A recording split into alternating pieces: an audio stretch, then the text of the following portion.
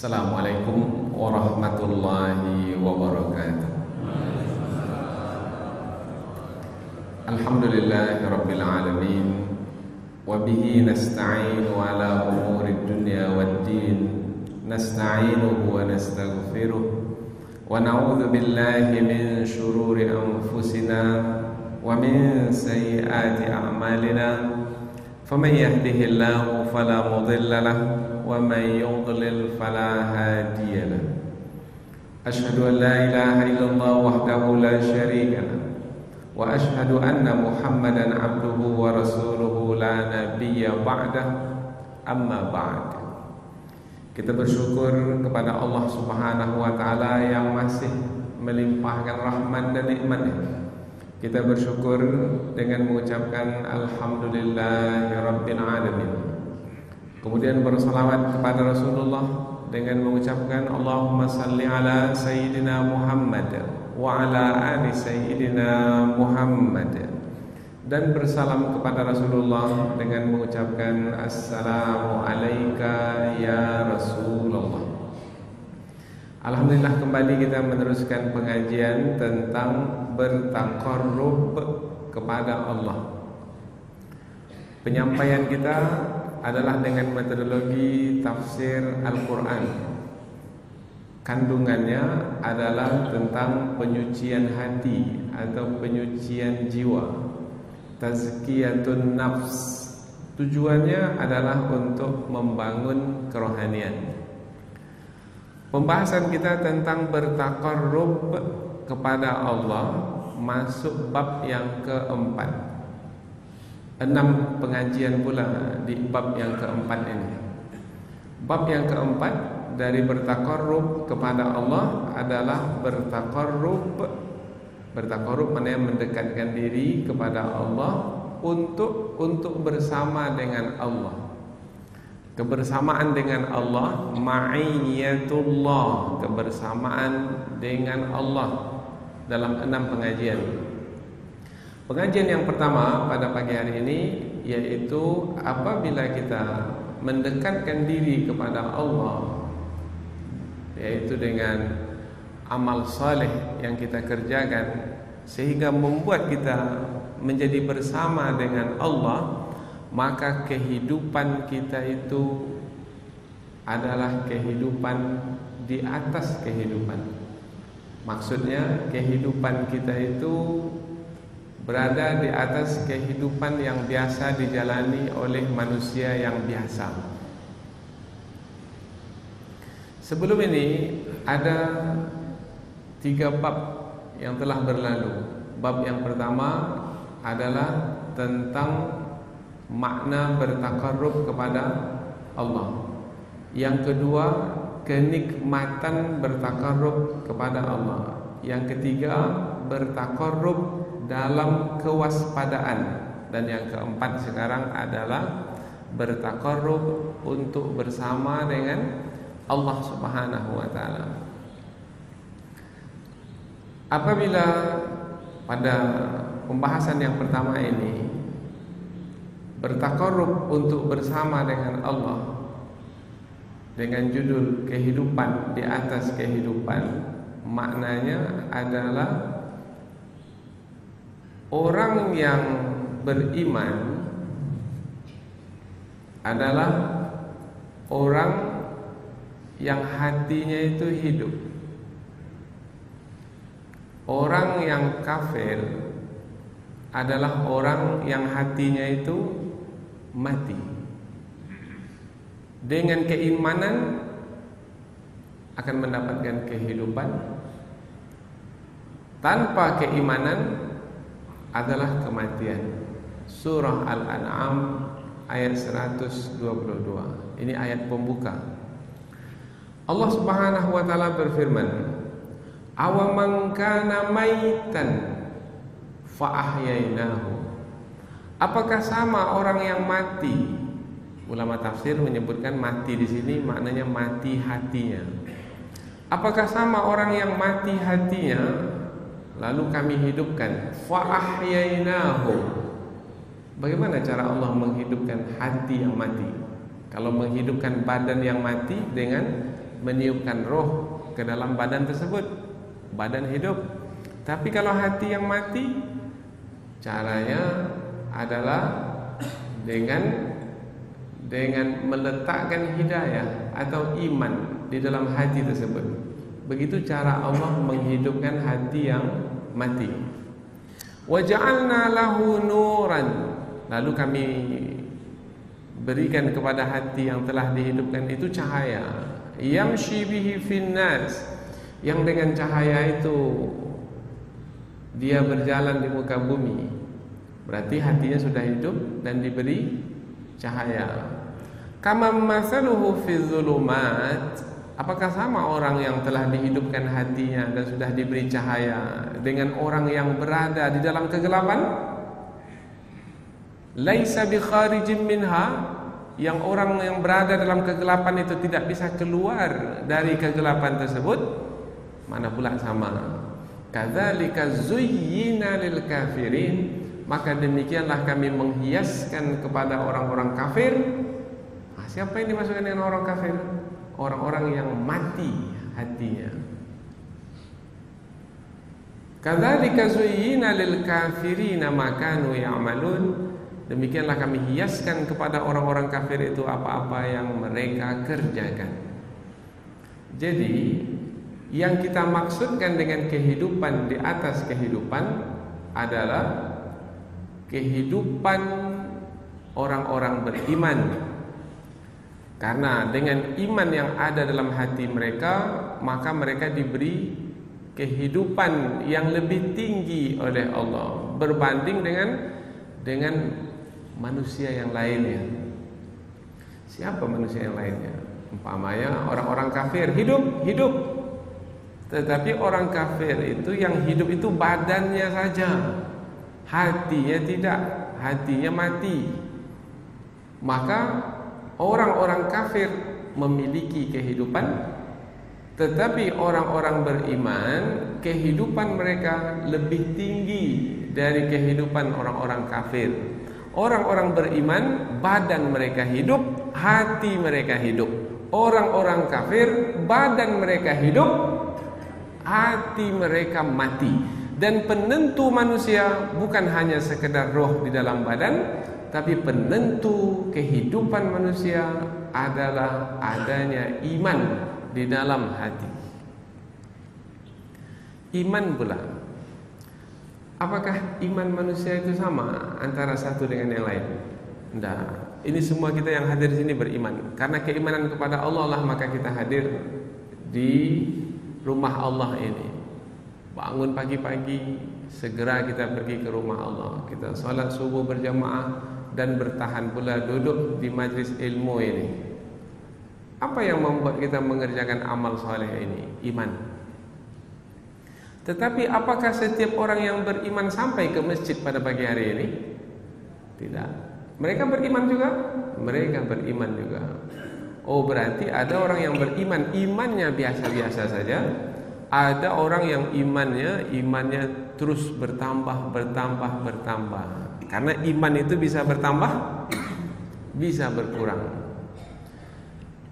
Nah, apabila orang-orang beriman itu antara satu dengan yang lain, iman mereka itu tidak sama, maka kehidupan orang-orang beriman itu pun berbeda antara satu dengan yang lain. Ada yang tinggi kehidupan dalam beriman kepada Allah, ada yang kehidupannya itu dalam beriman kepada Allah biasa-biasa saja. Nah, ini kita sebut kata biasa ini karena apabila kita gunakan kata rendah keimanannya kepada Allah, nah nanti akan muncul pertanyaan, rendahnya seperti apa? Maka kita katakan biasa-biasa saja. Yang mana yang luar biasa?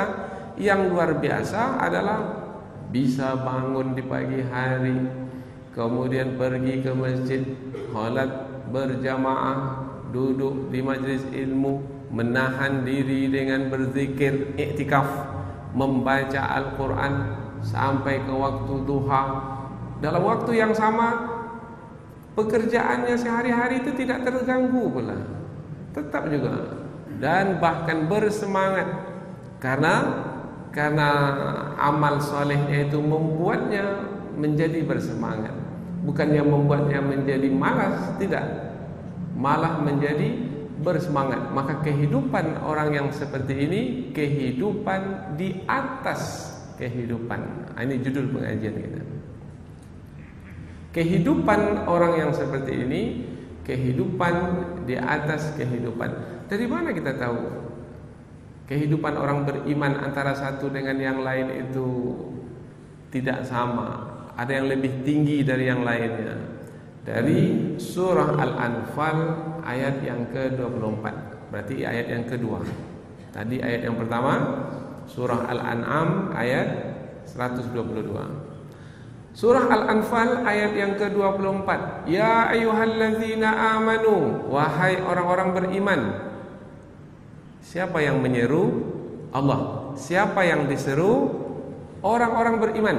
Berarti bukan semua orang, bukan semua manusia, tidak. Hanya orang-orang beriman.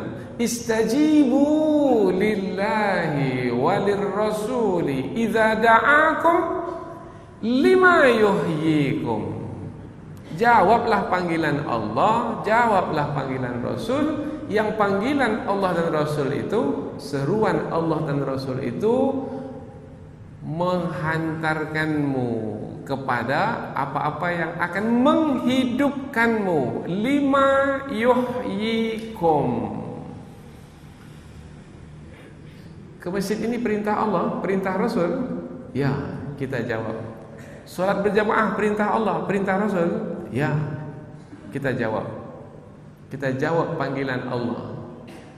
Bertahan di majelis ilmu ini perintah Allah, perintah Rasul? Ya, kita jawab panggilan Allah. Banyak panggilan Allah, kita jawab. Setiap panggilan Allah itu kita jawab dengan suka, dengan senang, dengan ikhlas, dengan sungguh-sungguh, dengan khusyuk. Maka amal-amal yang kita kerjakan sebagai menjawab panggilan Allah itu adalah untuk meninggikan kehidupan kita. Lima yuhyikum. Apa-apa yang akan menghidupkanmu. Tadi sudah kita sebutkan, orang beriman itu sudah hidup dengan adanya iman dalam hati mereka. Orang kafir itu mati karena tak ada iman dalam hati mereka.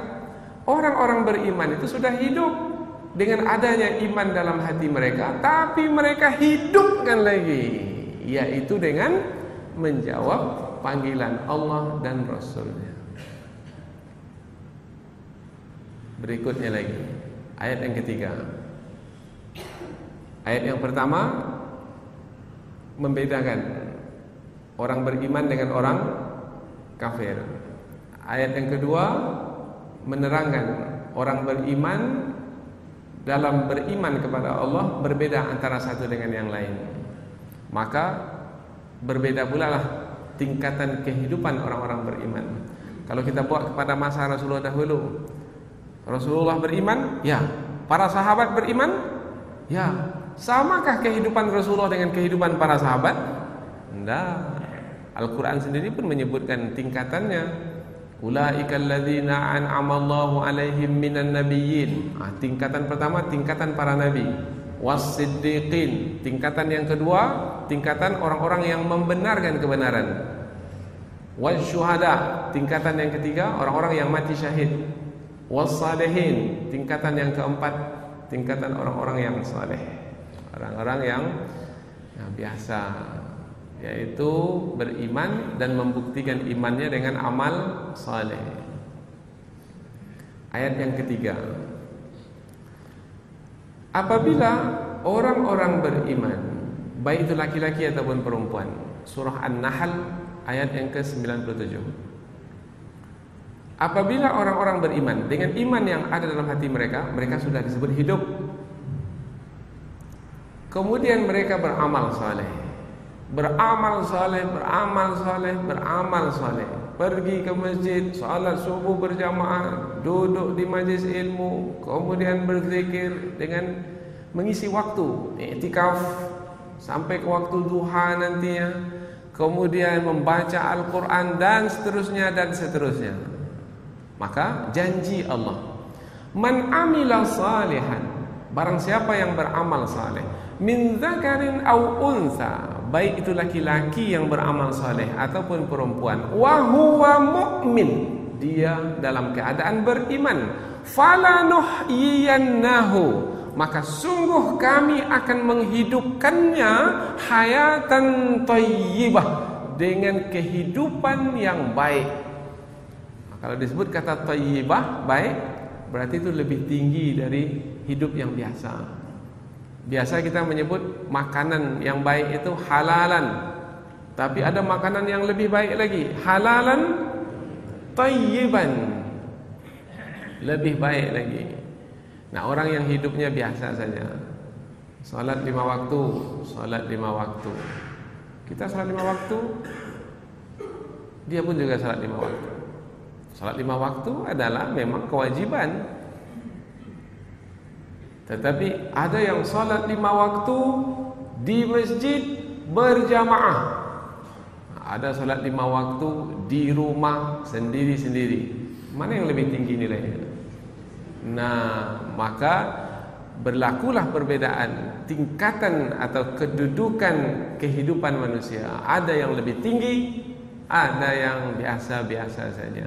Ada yang istimewa, ada yang biasa-biasa saja. Kita masuk yang mana ini? Yang biasa-biasa atau yang istimewa? Terserahlah, kita sendiri yang memilihnya. Tapi saya Ustaz, kalau bulan Ramadan istimewa saya Ustaz. Tapi kalau lewat Ramadan biasa-biasa kembali. Kalau pergi umrah, pergi haji, istimewa saya. Tapi kalau dah balik ke tanah air, biasa-biasa saya kembali. Itulah keadaan manusia. Maka perlu istiqamah. Istiqamah maknanya tetap pendirian. Mohon pertolongan Allah supaya Allah memberikan kekuatan kepada kita untuk tetap bertahan di dalam mendekatkan diri kepada Allah. Maka Allah Subhanahu wa taala suka apabila seseorang beramal saleh, bukan banyak kemudian berhenti. Tidak. Allah suka apabila seorang itu beramal, biarlah sedikit, asalkan berterusan.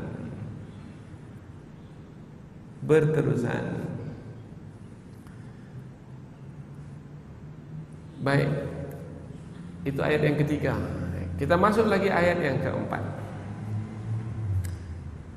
Tadi kita sebutkan ada para nabi yang memiliki kehidupan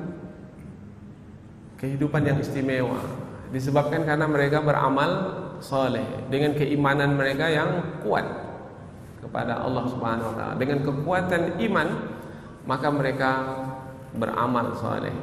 Maka amal saleh mereka pula bukan amal saleh biasa. Mereka berjuang sungguh-sungguh, mereka berkorban apa saja menghadapi musuh. Jadi para nabi itu punya musuh juga ya. Maka kalau kita mengikuti jejak para nabi, maka pasti kita akan berhadapan dengan musuh. Ada musuh kita pada hari ini? Oh, ada. Ada yang sudah terpilih jadi presiden sekarang ya. Dalam pidatonya dia mengisytiharkan perang terhadap Islam. Karena ada umat Islam yang tidak mereka sukai. Kalau yang tidak bersetuju dengan mereka, mereka tak suka, maka akan perkataannya akan mereka usir dari muka bumi ini.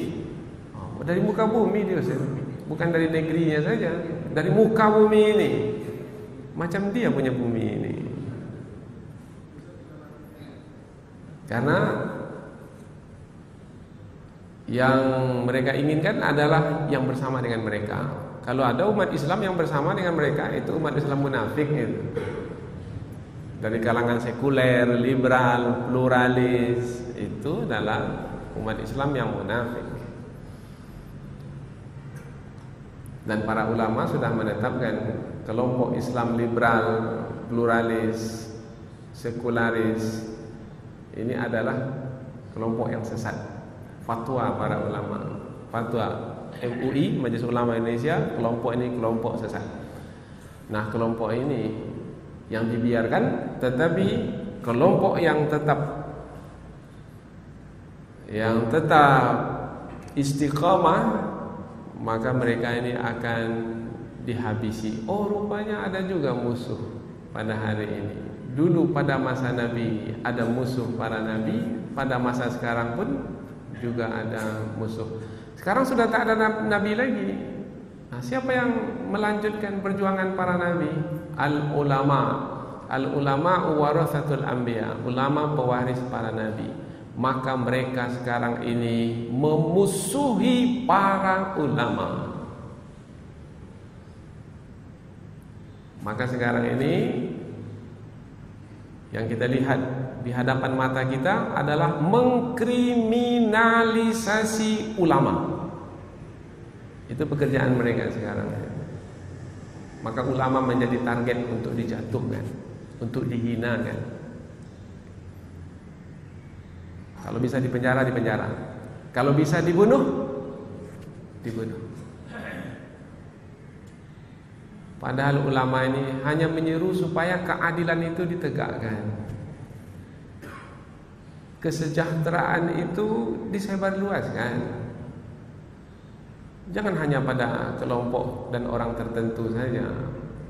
Ulama yang menyeru ini tak ada keinginan mau jadi presiden, tak ada. Mau jadi gubernur, tidak ada. Mau mendapatkan proyek, tidak ada. Bukan seperti para politikus. Mereka ini murni menyampaikan kebenaran untuk kebaikan, tapi dimusuhi. Dan musuh itu ada sekarang.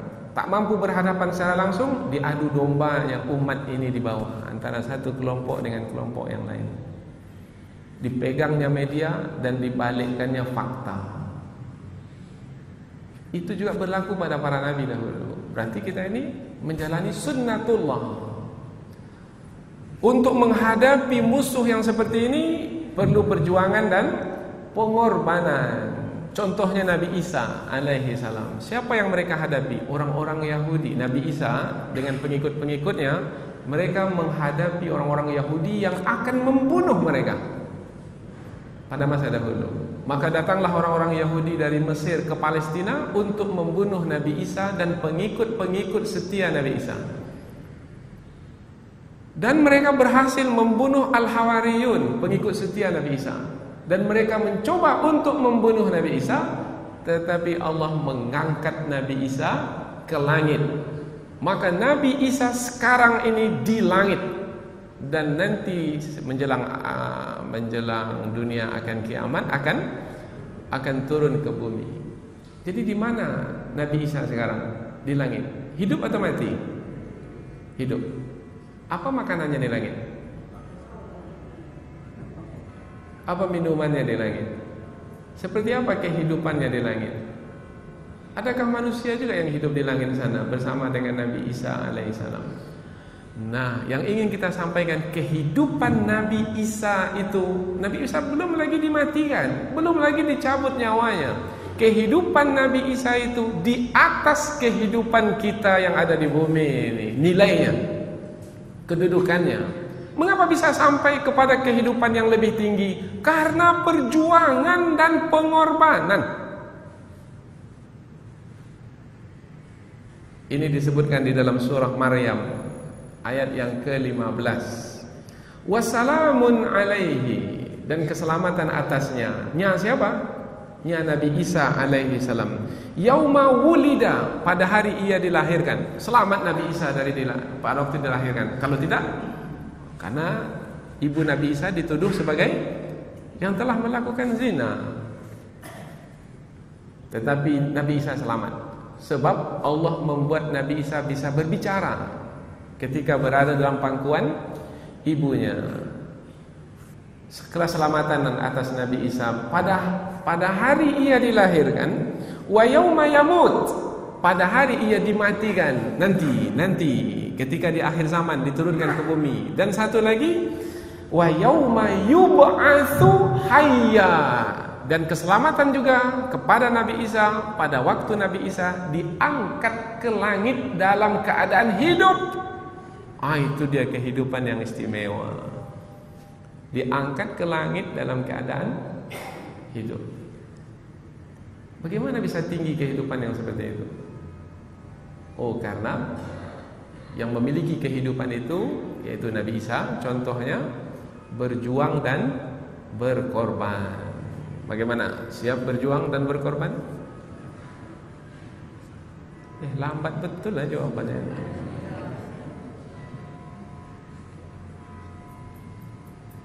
Apalagi kalau masuk komunis ke Indonesia ini, dan tanda-tanda masuknya sudah semakin jelas. Komunis itu anti agama. Maka yang pertama kali dicari oleh orang komunis adalah orang-orang yang beragama. Orang komunis ini tak percaya kepada Allah, tak percaya kepada hari akhirat. Apa surga itu? Mana pula ada surga itu? Itu hayalan aja itu.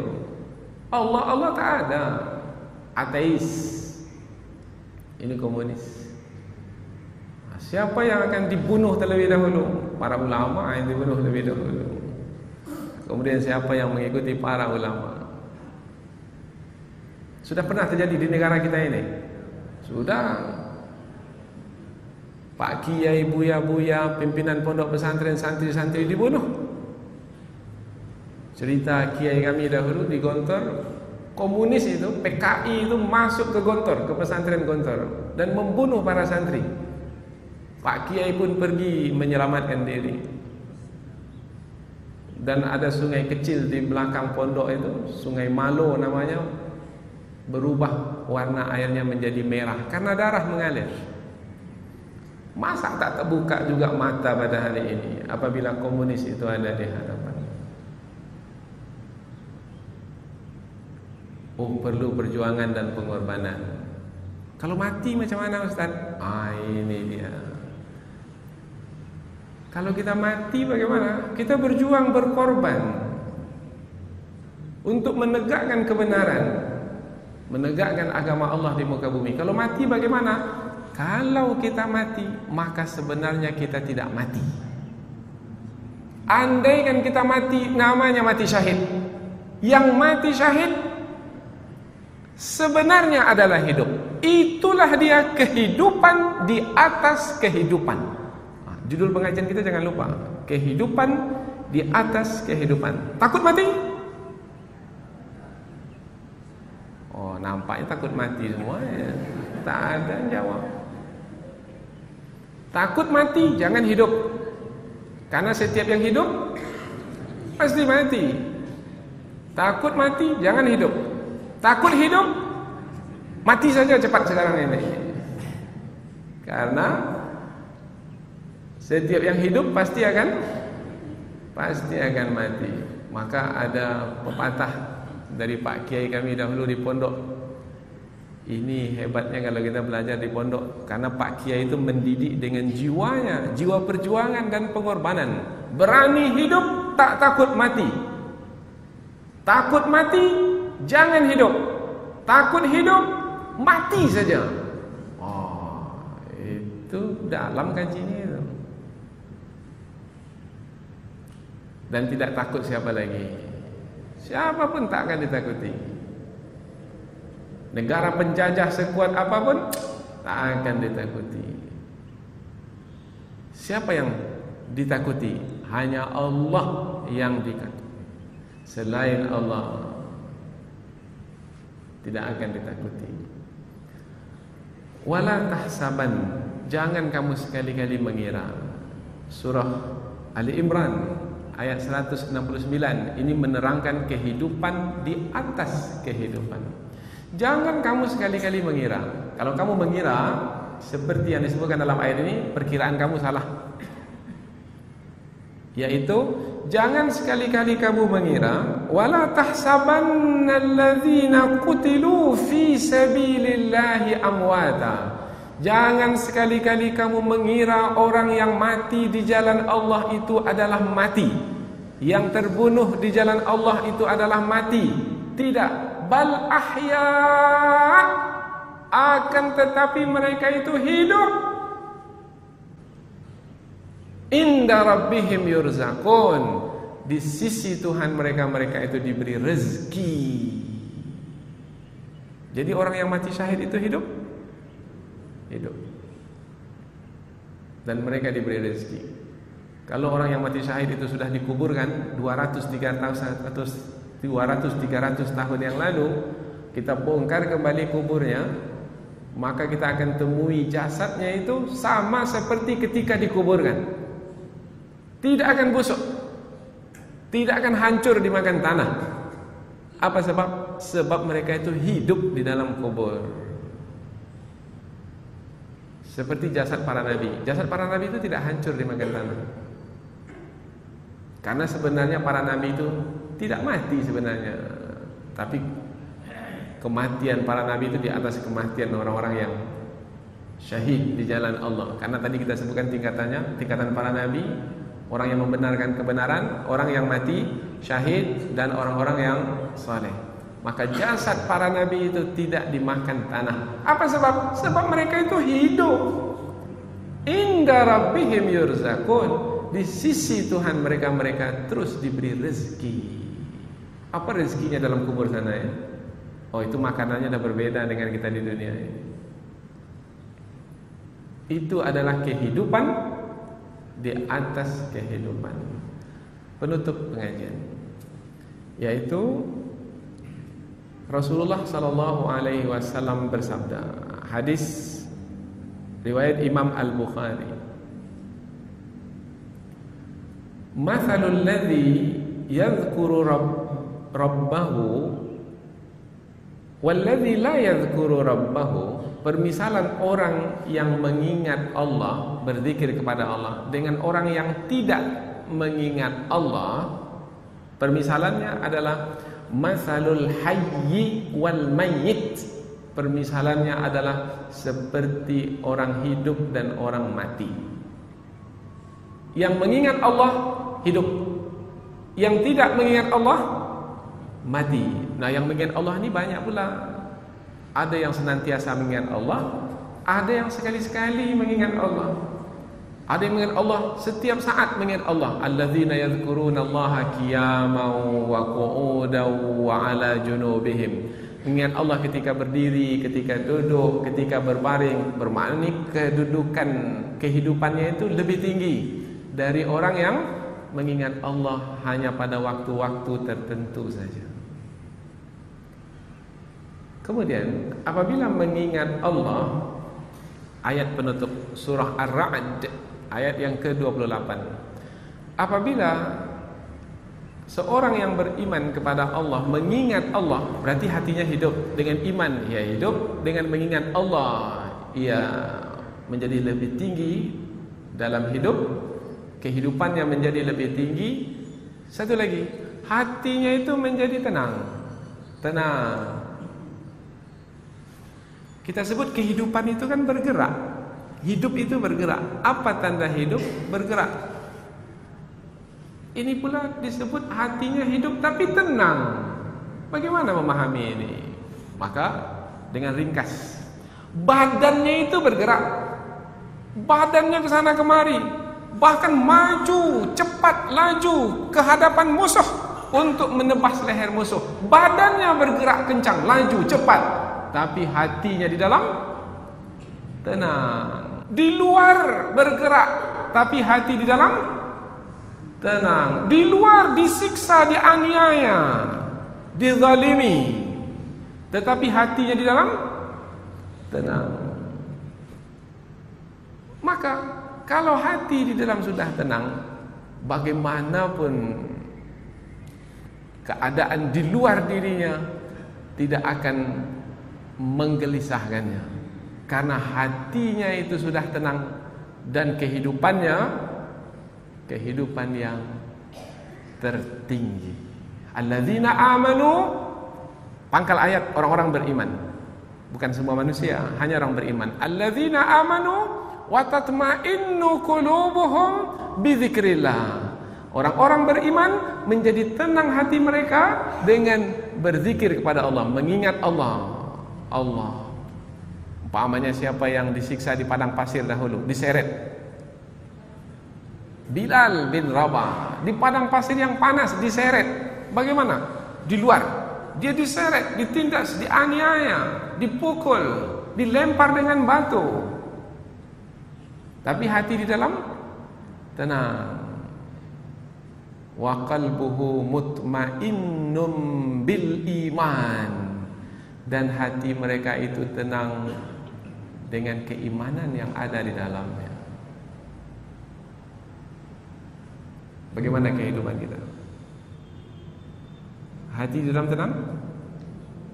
Meskipun kesana kemari mencari rezeki? Atau tak ada kemana-kemana, duduk saja, hati pula gelisah dalam itu terbalik itu. Dia tak ada kemana-mana, hatinya gelisah. Sementara di sana ada orang yang pergi ke sana kemari mencari rezeki, berdagang, tapi hati di dalam tenang. Wah, ini kehidupannya di atas kehidupan.